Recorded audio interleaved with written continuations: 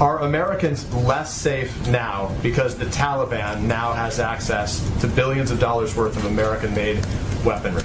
Well, let me unpack your question a little bit, because the U.S. military, part of their retrograde effort is to reduce the amount of military equipment or apparatus that anyone on the ground has access to. I'm not going to get into the details of how they do that, but that is part of their effort. I will also reiterate something that our National Security Advisor said just last week. We had to make an assessment several weeks ago about whether we provide materials to the Afghan National Security Forces so that they could fight the fight. Obviously, they decided not to fight or not, and we made the decision to provide them with that equipment and the material.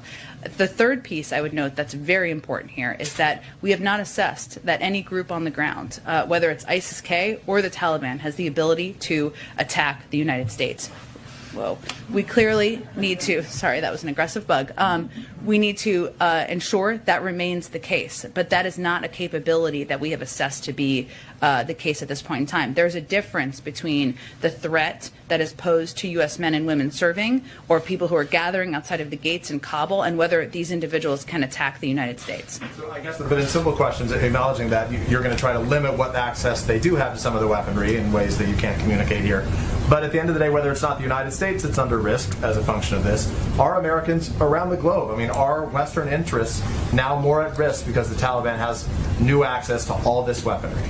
Well, again, Peter, I would say that the world will be watching. We have an enormous amount of leverage, including access to the global marketplace, which is not a small piece of leverage to the Taliban, who are now overseeing large swaths of Afghanistan.